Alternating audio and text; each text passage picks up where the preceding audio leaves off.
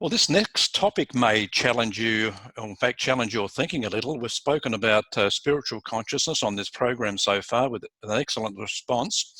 But what about exo-consciousness? Is it the same thing? Rebecca Hardcastle Wright, founder of the Institute of Exo Consciousness, and who coined the word, is joining us to talk about this fascinating subject, one which may have you walking away shaking your head in amazement. Rebecca, welcome. Thank you, Dean. It's wonderful to be here. Good to have you here. So, what is exo-consciousness, and is it the same as spiritual consciousness?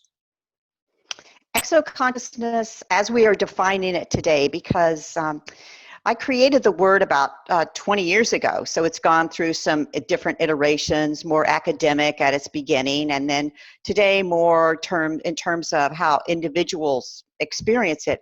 So today the definition of exoconsciousness is that it's the innate human ability to connect, communicate, and importantly, co-create with extraterrestrials and multidimensionals. You've been an ET multidimensional experiencer since childhood, or a conscious experiencer. So what exactly does this all mean? Well, I was a childhood experiencer. I grew up in West Virginia, here in the United States, and I had not only extraterrestrial experiences, I had interdimensional experiences. I went underground as a child, which may sound strange until you get into talking with other experiencers and they talk about the same phenomenon that I had as a child. I don't know if I came into the world with my filters rather down, or just because that was what I came here to do. But it took most of my life. I have looked into conspiracy theories, mind control, paranormal phenomenon, ufology, exopolitics, honestly, because I was trying to figure out what happened to me and who I was and who I am and who are these beings that I'm still communicating with. So when you ask me, is there a spirituality aspect to this? Absolutely, there is a spiritual aspect to it in two ways. I think there's a spiritual aspect. Is spirituality, does exoconsciousness equal spirituality? I would say no. Exoconsciousness equals a phenomenon similar to what people who are spiritual, or let's say mystics, have experienced, where they have this relationship with the other. Spirituality, I came out of a religious background. I went to Boston University.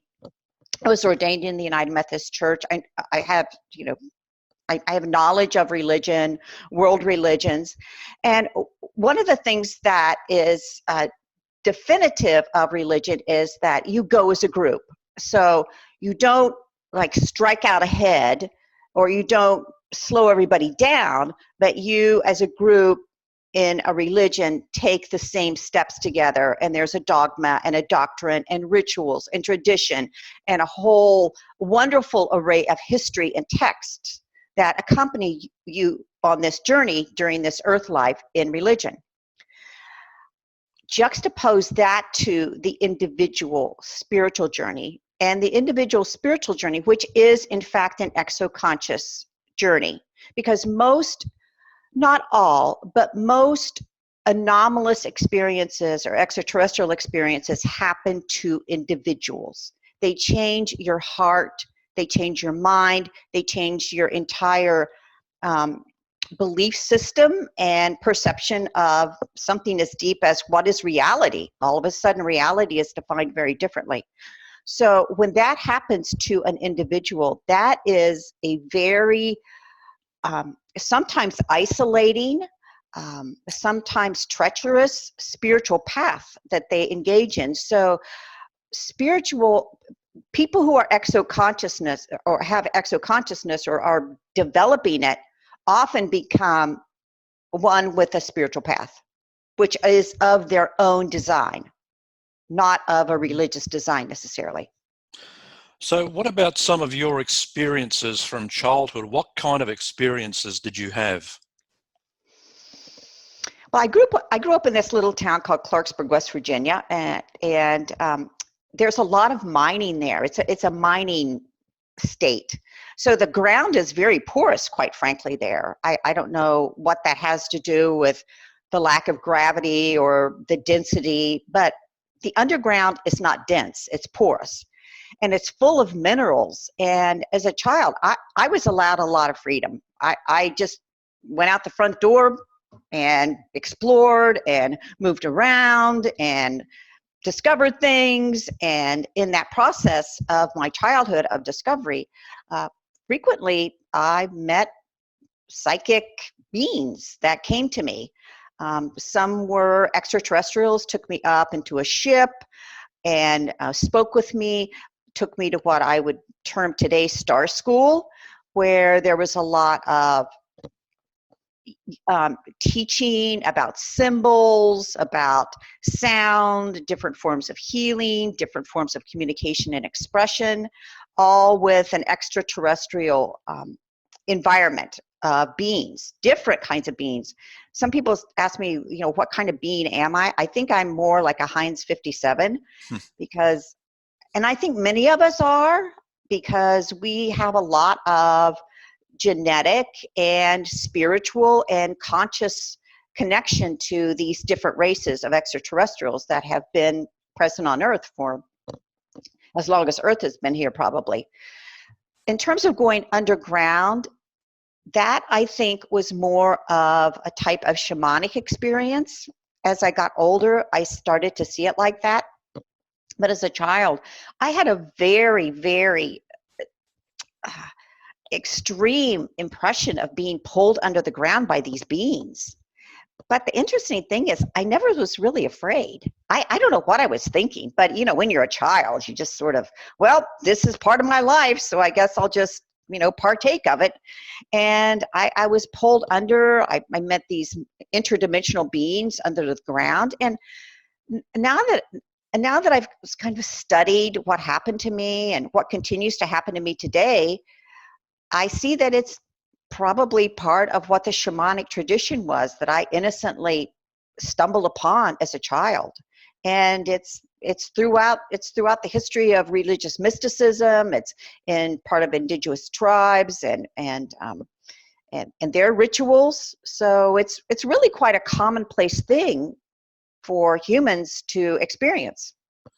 It's West Virginia is it's almost the capital of UFOs and the paranormal, isn't it? West Virginia, there's a lot that goes on there. Well, there was certainly the Mothman. There was the town I grew up in. The Men in Black. The concept of Men in Black was coined there actually by a man named, interestingly enough, Gray Barker. And I used to go to that library downtown, and today in Clarksburg, it's got a whole archival room dedicated to Gray Barker, who, came out with they knew too much about UFOs and was working with Albert Bender and early ufology and people in Washington, D.C. and Virginia, all about, what was this UFO phenomenon, and he was looking at different aspects of it, and that's when he came across the Men in Black aspect. And then, of course, we have the whole Mothman prophecy and the whole bridge collapsing. But I think, actually, Dean, I think a lot of it has to do with culture there, because, if you live in these small isolated communities, I'm not saying I lived up in the mountains or anything like that, but there is West Virginia is full of a very deep Irish Celtic or just Celtic knowledge, and where a tradition that's really valued psychic abilities, the Tuatha. I mean, that's all part of Ireland. I mean, who were they who came to Ireland, and who were they who obviously must have moved around the world, around this globe, kind of showing up, changing things, moving on. And Ireland is just, it's steeped in that. And I'm sure it's in my DNA. Well, I was doing a little bit of research for another topic a couple of days ago, and I stumbled across West Virginia, and I just had some notes here. How's this for a who's who? The Flatwoods Monster, the Mothman, the Grafton Monster, the white thing, the snarly owl, large flying creatures, dogmen, Bigfoot, the wampus cat, bat boy, the lizard man, giant serpents, mysterious giant skeletons, and there's even more. So it's certainly It's a treasure chest there. it is a treasure chest for people investigating the paranormal.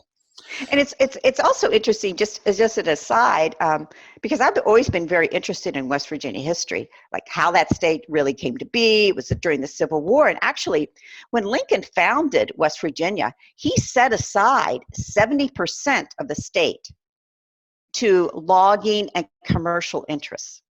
So he was obviously helping to pay for the war. Yeah. By creating this state. And it's kind of like Arizona today. You know, I live in Arizona, and Arizona is about, 17%, 20% privately owned, and the rest is, tribal or national parks. And it's the same thing in West Virginia that I came from. So I think a lot of times these states are created and they're left untouched, and the people are left untouched.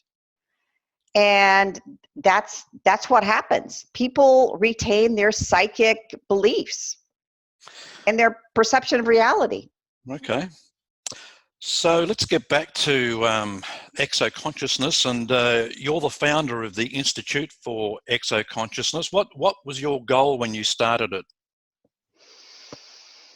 My goal when I started it was really seated in two experiences in my life. One experience was when I moved to Phoenix in 1992. I moved to Phoenix, and I was drawn to this little community called Fountain Hills. It's outside of Scottsdale. And I was immediately introduced to a woman, Ruth Hover, Dr. Ruth Hover, who had run the largest ongoing ufology experiencer group in the nation. So all of a sudden, I'm thrown into this group where for the first time in my life, I'm actually meeting and in community with people who have similar experiences to what I do, to what I have had throughout my life. And that was just, that was truly remarkable how that happened. And when I moved to Washington, D.C. to work with Dr. Edgar Mitchell, I looked back at that group, and Dr. Ruth passed away, and I thought, oh my golly, 25 people were ongoing members of that group. And out of those, 20 people, which is maybe an exaggeration, maybe there were 15, there have been 11 books, medical inventions, people who have done this amazing healing work, amazing communication work. One woman is a financial analyst doing this really revolutionary type of work. And I'm like, there must be something connected with extraterrestrial experience and that ability to move outside into your field of consciousness and bring back information. And so then when I went to work with Dr. Mitchell, I saw that we were working with zero-point energy, consciousness, and the extraterrestrial presence. But we were primarily working with zero-point energy. And we would have these inventors contact us from out of nowhere, really quite fringe. And they were doing this revolutionary work in zero-point energy with these theories and applications. And so when Dr. Mitchell passed away, I thought, what am I going to do with my life now? Where am I going to go from here? And my heart knew that the most worthwhile time for me on my earth life today, is that it would be spent bringing forth what I call exoconscious humans, but they are extraterrestrial experiencers, multidimensional experiencers who are co-creating with extraterrestrials. So we are a nonprofit, an international nonprofit.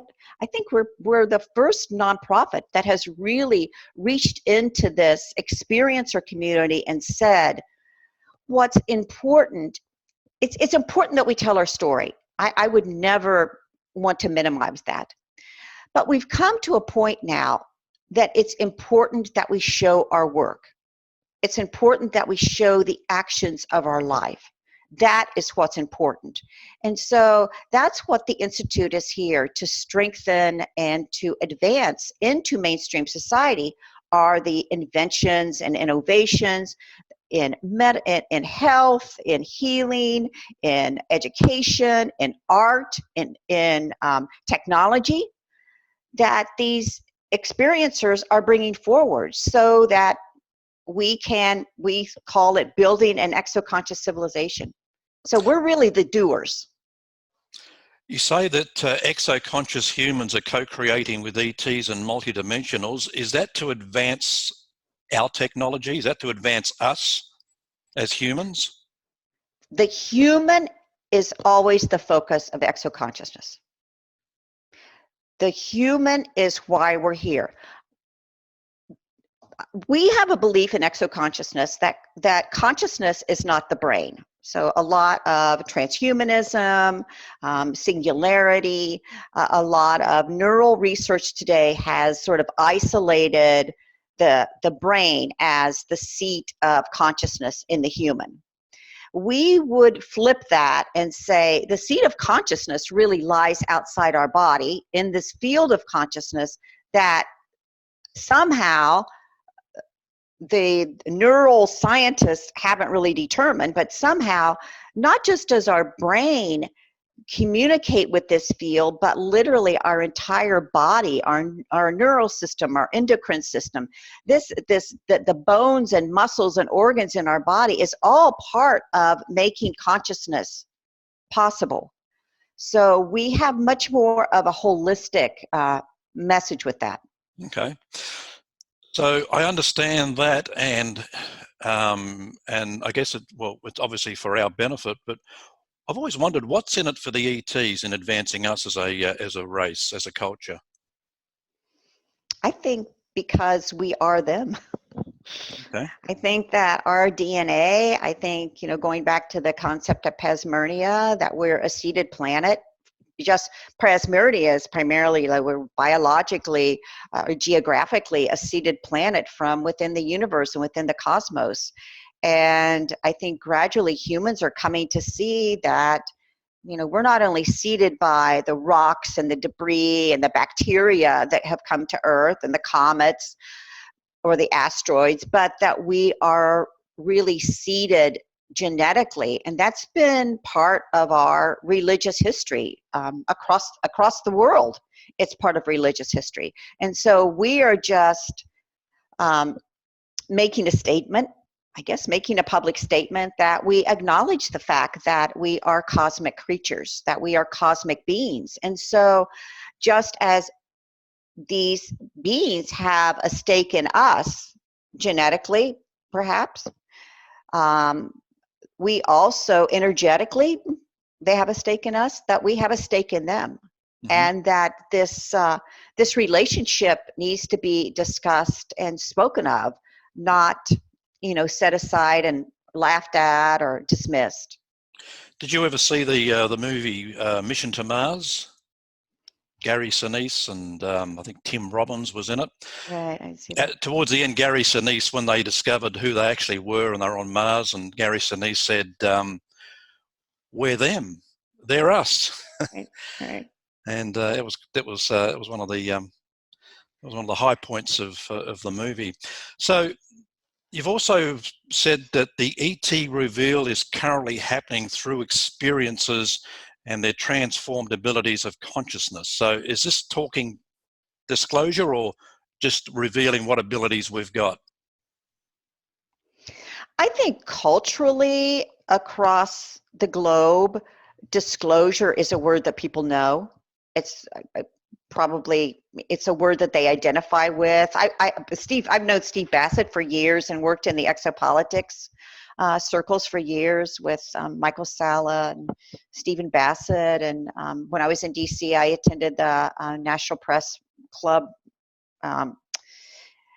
informative information about UFOs.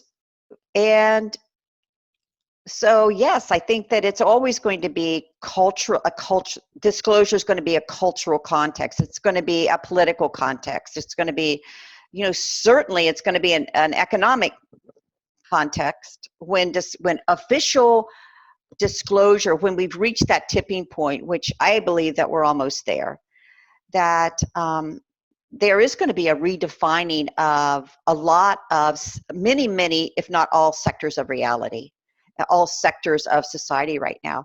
And I would also add that the people who are going to be part of the vanguard of this are the experiencers.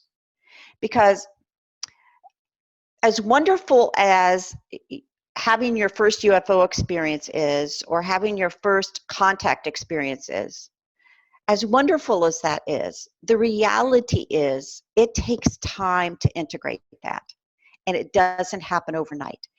It takes time to ground that and make sense of it and figure out what the heck just happened to me. And so I think now we're seeing there's a group of people, many of them, we in the Institute call ourselves kind of mature, self-defined, self-actualized exoconscious, because we want to be public with the fact that we have taken time to move through this process and how important it was that we did that. Now, could I have gone through that process as a child? No. I mean, culturally, it wasn't possible. Is it possible today to start that as a child? I think that's much more of a possibility than it was many years ago. The reveal, I mean, it seems to be being rolled out slowly through experiences. What about the experiences that we don't hear from, we don't hear about? They're keeping it to themselves. What do you say to experiences that that may be too afraid to share it with anyone in a safe environment? Well, I can give two examples. I'm a practicing therapist, and I had a man come into my office several years ago who's in his late 80s, into his 90s now, and he just had his first experiences. Wow. Into his 80s and 90s. Yeah. And they were quite vivid. Okay. There's a woman in our ExoConscious board who's, in her late 60s, and she just now felt it was time for her to be public, and is just now sharing it with her family. So she's dealt with it internally. She's dealt with it in her heart and mind and developed her consciousness with it, but she hasn't dealt with it publicly and even within the intimate confines of all of her family yet. Mm. I guess people are looking for a safe support group, I guess, to be part of first, and then gain the confidence, and then, then maybe come out with it at some stage down the track. But I think to ask somebody to go from experiencing these things throughout their whole life and then suddenly thrust them into the public spotlight, I think it's a bit overwhelming.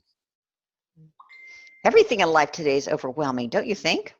Yeah. I mean, Yep. is this really any different than so many things that are happening to us today? And we're doing it to ourselves with social media, quite frankly. Yep. Andy Warhol, 20 Minutes of Fame. I mean, or Truman Capote, whoever said that. So I think that there's a lot, there are many avenues, many opportunities.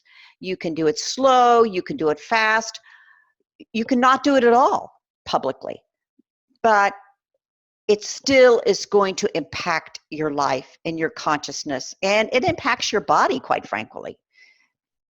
Okay. As a member of Apollo 14 astronaut Dr. Edgar Mitchell's Quantrex International Science Team, did you make any major breakthroughs? I mean, you were researching zero-point energy, consciousness, and the E.T. presence, but was it for 6 years you were part of the team? Were there any major breakthroughs? Yeah, I was in Phoenix when I was asked to go and work with Dr. Mitchell. I'd written my first book, ExoConsciousness, Your 21st Century Mind, and that book was my first attempt to lay out the definition of exoconsciousness. And then I was asked to come to Washington, D.C. and be part of his international science team. And did we make accomplishments? Yes. Did they meet my expectations? No, as often the case. But I think any time that you decide that you're going to be on the cutting edge or be the first one into that jungle and start clearing the path, don't expect that the world is going to come rushing to your feet or to your table and acknowledge you, because that's unrealistic. That's not going to happen. But we did gather a very impressive group of scientists. Certainly Dr. Mitchell's writings of that time about the quantum hologram were quite remarkable in terms of how we're perceiving consciousness, how we're perceiving the field of consciousness, and how it can be quantified in terms of physics and mathematics.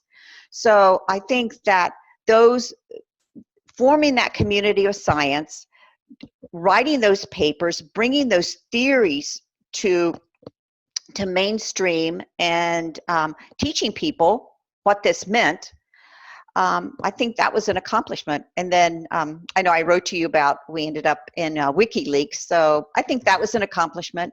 Yep. How was Dr. Mitchell viewed by his peers for doing this type of work?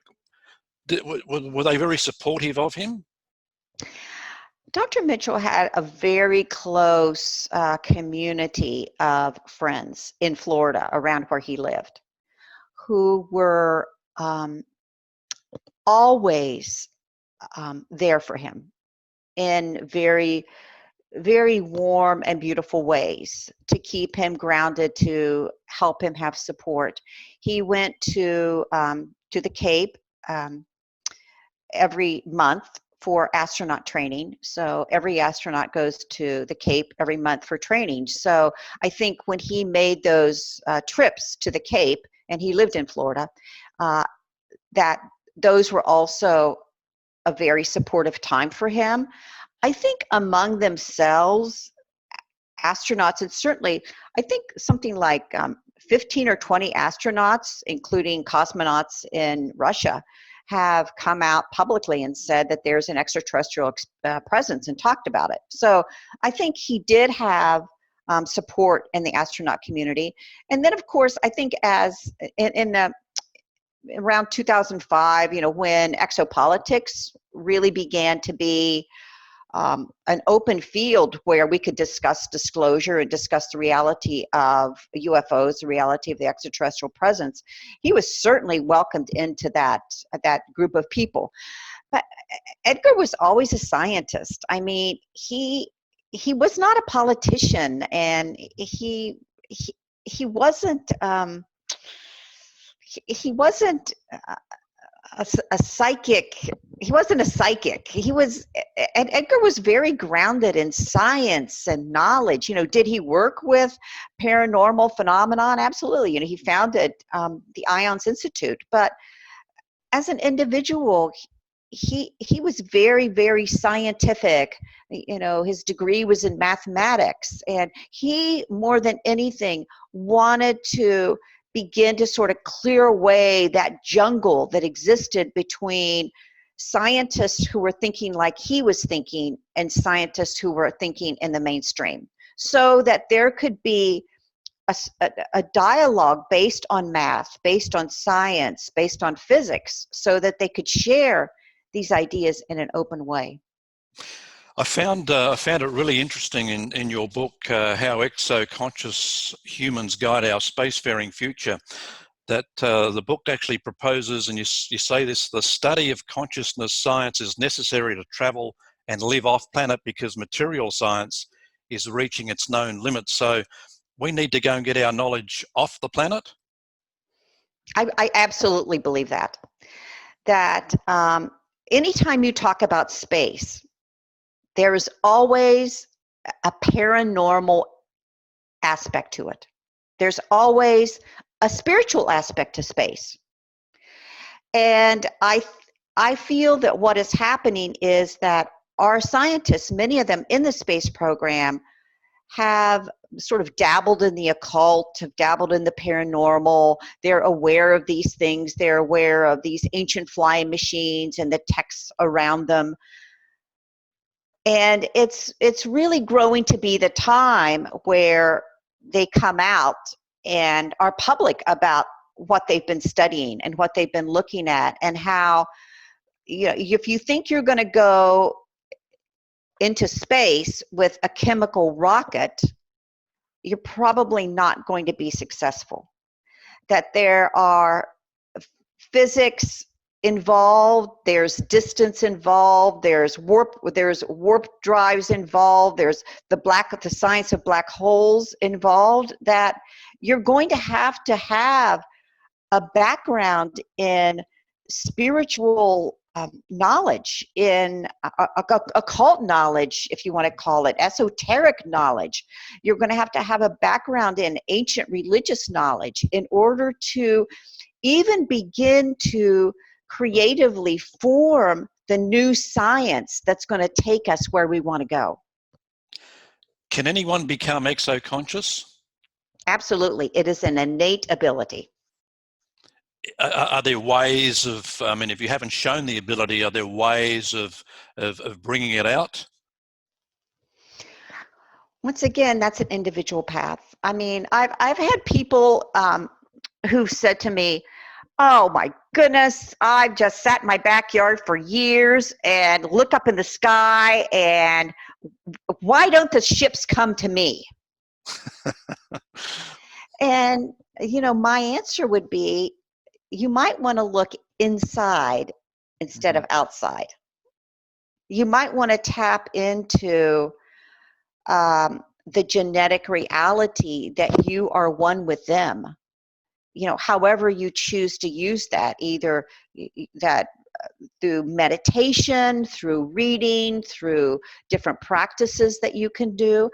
I've always been a proponent of looking within. Looking up at the stars, that's CE5. So that's Stephen Greer's CE5 is looking up the stars.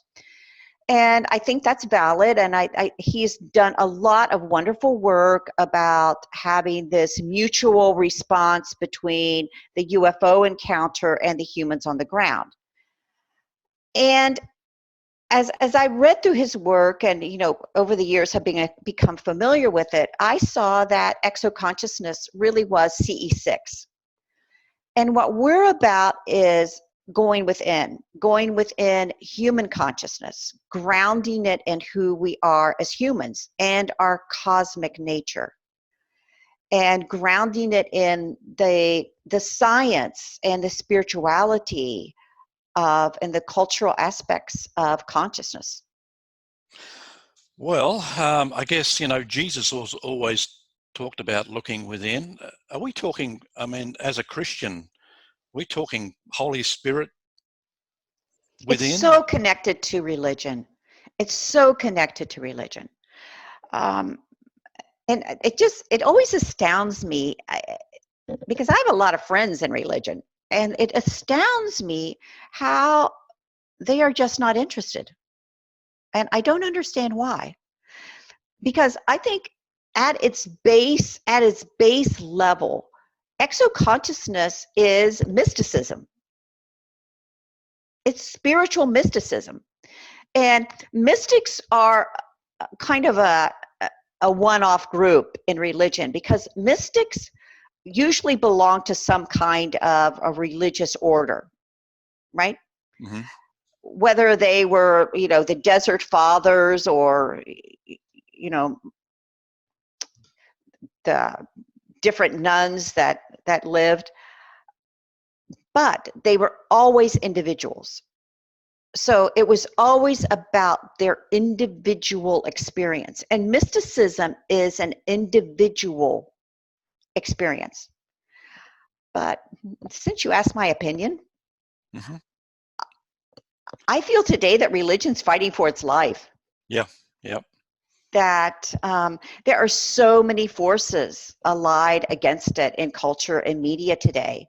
to destroy it and destroy its beautiful message. I mean, at its base root, all world religions are about compassion. All world religions are love your neighbor. That's the whole basis of religion. That and having a relationship with God. And that's why that goes back to the whole space idea. You know, when it's like, I'm going to pray to God, or I'm going to pray to Jesus. Where is he? He's in heaven. Where's heaven? Space. Mm-hmm. It gets right back to that. To understand space, you have to have a grounding in religion and spirituality. Yep. Couple more questions. How close do you think we are to disclosure, outright disclosure? Well, I think we've had unofficial disclosure.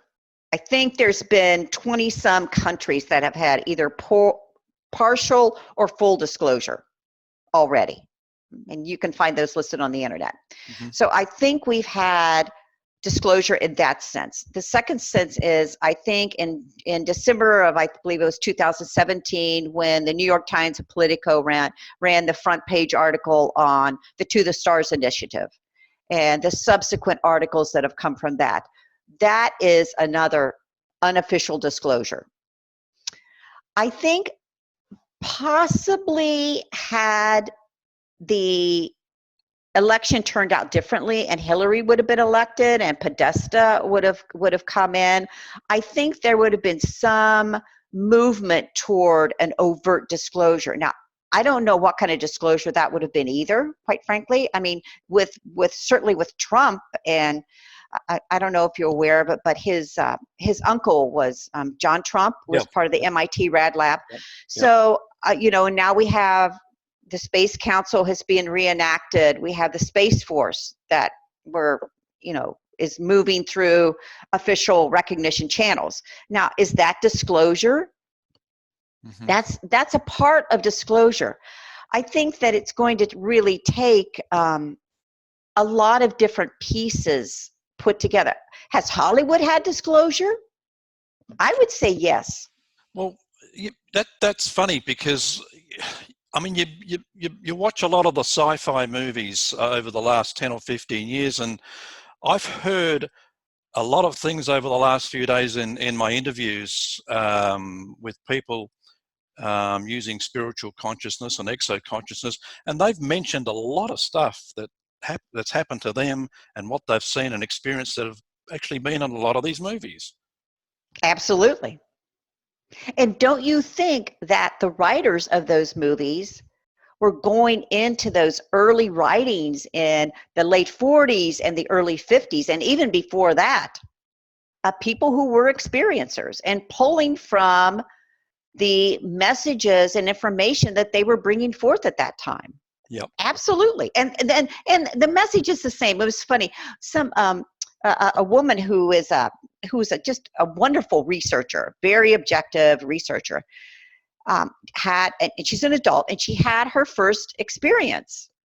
And she's been in this field for quite some time, and she was amazed that she had this experience. And one of my friends, and she wanted to tell the story and was so excited about it. And one of my friends looked at her and said, we've all had the same experience. And it's sort of humbling. Burst a bubble. Yeah. Rebecca, can anyone join your community? Oh, please do. We invite you. So we just look for the Institute for Exo Consciousness. Mm-hmm. Okay. Or you can come to my website, email me directly from my website, exoconsciousness.com. Mm-hmm. And I respond to everything personally. So okay, maybe a few days, but I'll get back to you. And I would love to have a participation in, knowing that who we are, we're co-creators. And so especially if you're someone that's bringing something into the mainstream, that's bringing an innovation, that's bringing a healing, that's using this in their everyday professional life or personal life, please know that we're going to be there for you. Mm-hmm. Okay, great. And just before you go, I note in my notes that you taught one of the first ufology courses in the nation. I did. How far back was that? And was 2005. So I didn't realize you could earn a degree in ufology. No, it was just a course. It wasn't a degree. Okay. So yeah, I taught it here in Scottsdale Community College for a semester. The funniest thing happened. I was in PR at the time, and so this was before internet, like emails. So I just sent out all these press releases, and I ended up on all these television shows talking about the course. The course was packed. Wow, I could imagine. And after the conclusion of the course, I went in, and because I had written a whole curriculum for them, for the course, regular, because I was in education, so I'd written a professional curriculum for my course. And I went in, I said, I just want to review my curriculum with you, sign back up for next term. And she goes, oh no, you can't teach it.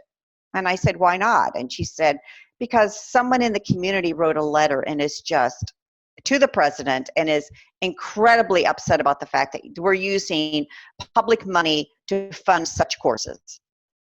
Wow. Well, the men in black, I think. The men in black got to the president. I don't know what it was. I think it's just life, It's just like, don't expect that, like I said before, don't expect you're going to go cut down this jungle and people are going to, applaud you along the way, because that's probably not going to happen. No. Well, Rebecca, it's been an absolute pleasure speaking with you today. Thank you, Dean. We hope to catch up with you again in a not too distant future. Be wonderful. Thank you. Thank you. And good luck with your institute. And best wishes for your important work. Thank you. Rebecca Hardcastle Wright joining us.